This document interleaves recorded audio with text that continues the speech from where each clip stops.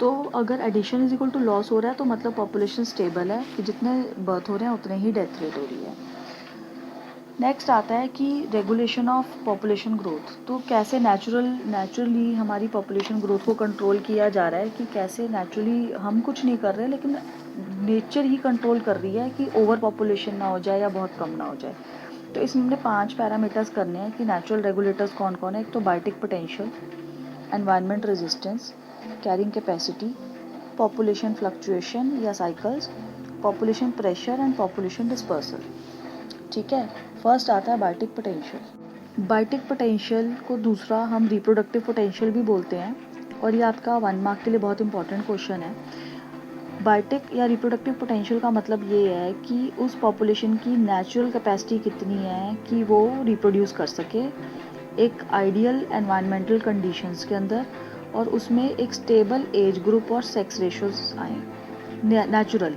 उसमें कोई हम आर्टिफिशियली एक्सपेरिमेंटली कुछ नहीं कर रहे, कि नेचर में एक पॉपुलेशन कैसे रिप्रोड्यूस कर पा रही है एक पर्टिकुलर एनवायरमेंटल कंडीशन में, कि उसकी पॉपुलेशन में एज एडल्ट, यंग वंस और जो ओल्डर पॉपुलेशन है वो स्टेबल आ रही है, और सेक्स रेशो भी प्रॉपर आ रही है। ये नहीं कि 4 फीमेल है और 15 मेल है।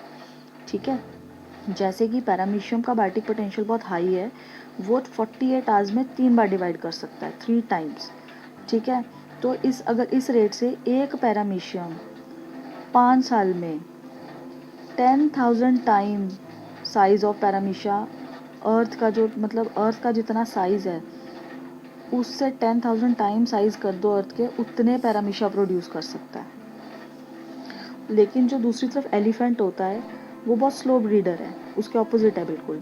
ये 90 एक एलिफेंट जो है 90 ईयर्स तक सर्वाइव कर सकता है, लेकिन ये जो रिप्रोड्यूस करता है ये 30 ईयर्स में जाके रिप्रोड्यूस करना शुरू करता है। ठीक है, तो अब अपनी लाइफ टाइम में ये सिर्फ 6 ही कर सकता है, 30 ईयर्स के बाद करता है, 90 ईयर्स तक सर्वाइव कर सकता है और 6 ऑफस्प्रिंग कर सकता है।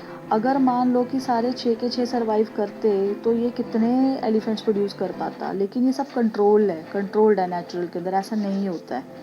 ठीक है, तो बेसिकली ये सारा इंट्रिंसिक ग्रोथ ऑफ रेट है कि एक चीज़ नेचर में कंट्रोल करके रखती है कि इतने एलिफेंट्स नहीं प्रोड्यूस होने थे, तो अर्थ उसको संभाल ही नहीं सकती है। तो बायोटिक पोटेंशियल उस तरीके से काम करता है कि सारे सर्वाइव नहीं करेंगे, या जो करेंगे 6 के 6 सर्वाइव नहीं करेंगे, और वो 6 कर भी नहीं पा रहा है, 6 में से या 2 ही रिप्रोड्यूस कर पा रहा है और उसी का ही पेरेंटल केयर कर पा रहा है। तो फर्स्ट हमारा जो पैरामीटर है रेगुलेटर है वो है बायोटिक पोटेंशियल। ठीक है, अगला पैरामीटर आता है एनवायरमेंटल रेजिस्टेंस का। मतलब कि पॉपुलेशन जो है कभी भी, जो हम थ्योरी में बोलते हैं, अब जैसे हमने बोला कि 1,90,000 एलिफेंट आ जाते हैं, ऐसा नहीं होता है।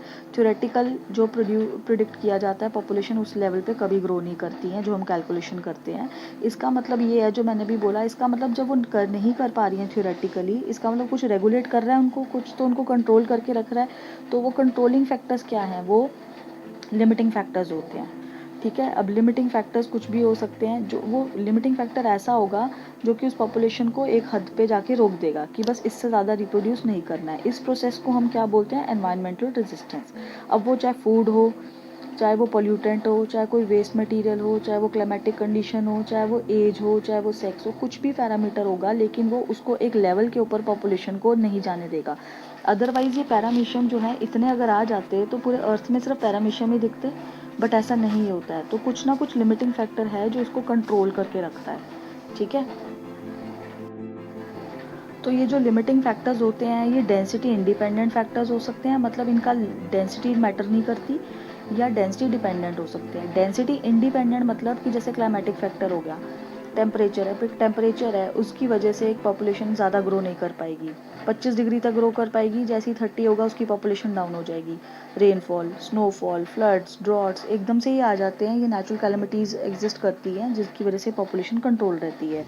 इनकी डेंसिटी इंडिपेंडेंट फैक्टर्स होते हैं। ये डेंसिटी डिपेंडेंट मतलब अब जैसे आज की डेट में चल रहा है, इन्फेक्शियस डिजीज़ चल रही है, जैसे कोरोना वायरस चल रहा है, तो इसकी डेंसिटी है, ये फैल रहा है, इसका स्प्रेड, वायरस का लिटिक साइकिल जो है वो इतना फास्ट है कि एक वायरस से हज़ार से 10,000 से 1 लाख, तो ये जो साइकिल चल रहा है ये डेंसिटी है।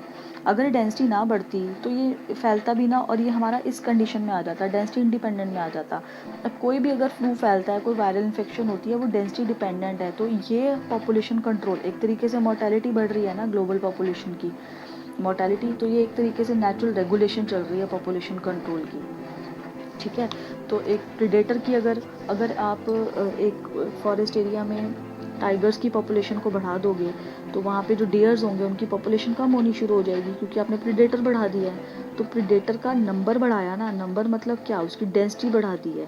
तो किसकी पॉपुलेशन कंट्रोल करने के लिए बढ़ाया, डियर की पॉपुलेशन, क्योंकि वो बहुत ज़्यादा हो गए थे। तो ऐसे फैक्टर्स जो डेंसिटी पर डिपेंडेंट होते हैं और वो दूसरे की पॉपुलेशन को रेगुलेट करते हैं, उनको बोलते हैं हम डेंसिटी डिपेंडेंट फैक्टर्स, और ये होते हैं हमारे डेंसिटी इंडिपेंडेंट फैक्टर्स। तीसरा फैक्टर जो रेगुलेट करता है पॉपुलेशन ग्रोथ को होती है वो कैरिंग कैपेसिटी होती है। कैरिंग कैपेसिटी क्या होती है कि एक एनवायरनमेंट है, फॉर एग्जांपल एक चंडीगढ़ की कैरिंग कैपेसिटी अलग है, दिल्ली की अलग होगी।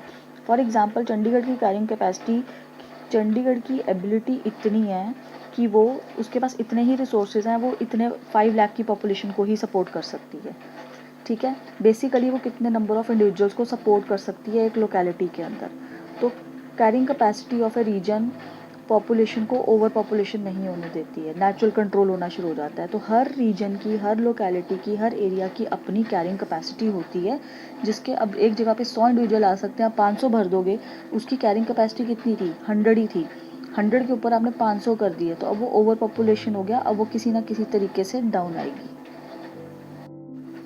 नेक्स्ट पैरामीटर है population fluctuations and population cycles. अब ये क्या चीज़ होती है जो रेगुलेट करती है पॉपुलेशन फ्लक्चुएल? क्या आपको मैंने स्टार्टिंग में बताया कि पॉपुलेशंस कभी भी स्टेबल नहीं रहती हैं, चेंज होती रहती हैं, कभी ऊपर जा रही है, कभी नीचे जाती है, time to time according to environmental factors की वजह से।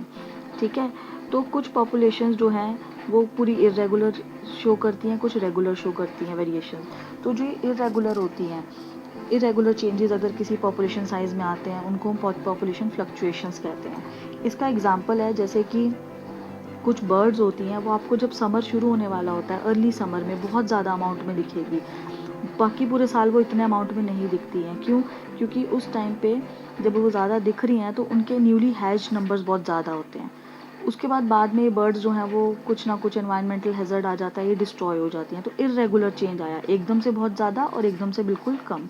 ठीक है, और जो पॉपुलेशन साइकिल क्या कहते हैं, जो रेगुलर चेंजेस आते हैं पॉपुलेशन में, जैसे कि ह्यूमन पॉपुलेशन है, जब मिडिल एज आई थी तो वेस्टर्न यूरोप के अंदर एकदम से पॉपुलेशन बहुत शार्पली नीचे गई थी, डिक्रीज़ गई थी, बहुत बारी गई थी, क्योंकि प्लेग फैला था, जैसे ब्लैक डेथ आई थी, तो इस तरीके फिर वापस बढ़ गई थी। तो मतलब ऐसे फ्लक्चुएशन में आ रही थी इस तरीके से, इसको बोलते हैं रेगुलर होना, रेगुलर फ्लक्चुएशन। ठीक है, तो इसको बोलते हैं पॉपुलेशन साइकिल होना। इसका एग्जांपल देख लेते हैं हम, जैसे कि लोकस्ट में देखा था इन्होंने, लोकस्ट का नहीं, हम लेमिंग्स का एग्जांपल देखते हैं। जैसे कि आप देखो, लेमिंग ये होता है, ये रोडेंट लाइक, रैट लाइक होते हैं, छोटे छोटे बिल्कुल चूहे की तरह दिखते हैं, ये लेमिंग्स होते हैं। ठीक है, अब जो लेमिंग्स होते हैं ये 3 से 4 साल तक बहुत ज़्यादा अमाउंट में दिखते हैं ये। ठीक है, टुंड्रा रीजन में आते हैं ये। उसके बाद क्या होता है कि एकदम से 3 से 4 साल इनकी पॉपुलेशन जो है बिल्कुल पीक पे चली जाती है, बिल्कुल पीक चली जाती है ऐसे करके। उसके मतलब कि आप जहाँ भी टुंड्रा में देखोगे आपको यही दिखेंगे, हर जगह दिखेंगे। तो जितना खाना अवेलेबल होता है, फूड होता है, वो ये सब खा लेते हैं वहाँ पे। ठीक है, और जब सर्दियाँ आती हैं तो उस टाइम पे ये पूरे अच्छे नंबर्स में सी की तरफ चले जाते हैं, नीचे चले जाते हैं ये।